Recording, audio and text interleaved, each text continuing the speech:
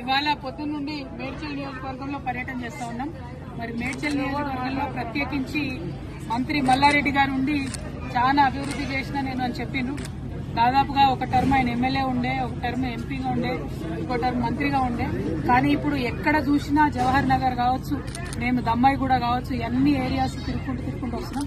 ఎక్కడ చూసినా మౌలికమైనటువంటి వసతులు, తాగునీరు కానీ, రోడ్లు కానీ, స్కూళ్లు కానీ, హాస్పిటల్ కానీ ప్రతి ఒక్కదానికి ప్రజలు ఇబ్బంది పడుతున్నటువంటి పరిస్థితి.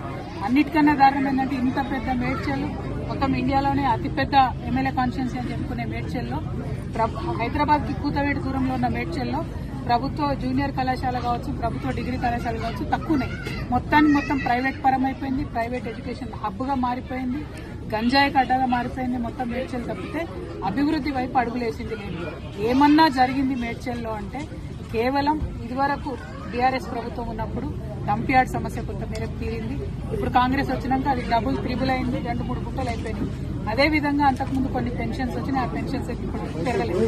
అంతకు మించి మేడ్చల్లో నేను పూలమ్మినా, నేను పాలమ్మినా అని చెప్పే మల్లారెడ్డి గారు పూలమ్మడం, పాలమ్మడంతో పాటు అనేక ఎకరాల భూమిని కబ్జా పెట్టింది. 2 రోడ్డు విస్తరణ ఏదైతే జరగాలో జరగకుండా అడ్డుపడతా ఉన్నారు.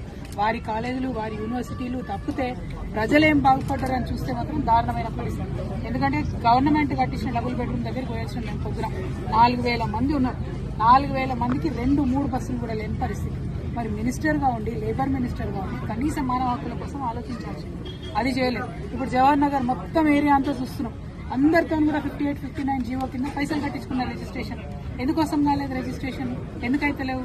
ఎట్లా మేయర్ గారి కుటుంబ సభ్యులకు రిజిస్ట్రేషన్ అయిందని చెప్తా ఉన్నారు, మల్లారెడ్డి గారి కుటుంబ సభ్యులకు రిజిస్ట్రేషన్ అయిందని చెప్తున్నారు. వాళ్ళకి మాత్రం రిజిస్ట్రేషన్ అయ్యి సామాన్య ప్రజలకు ఎందుకు రిజిస్ట్రేషన్ కాదు? ఎవరు కాపాడుతున్నారు మల్లారెడ్డి గారిని? ఎవరు అండదండలు చూసుకొని రిజిస్ట్రేషన్ చేసేటోళ్ళు?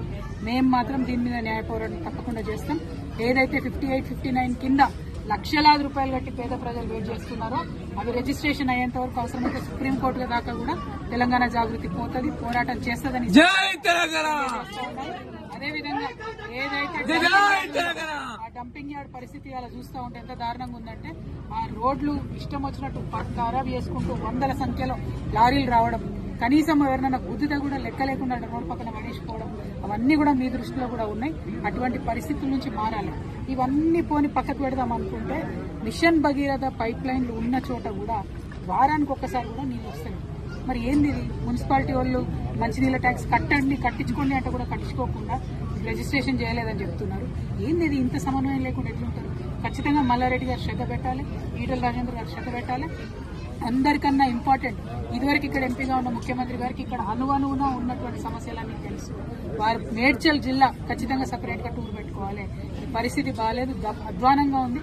దీని మీద మాత్రం జాగృతి అడుగడుగున పోరాటం చేస్తుందని తెలియజేస్తున్నాము. Thank you. జై తెలంగాణ.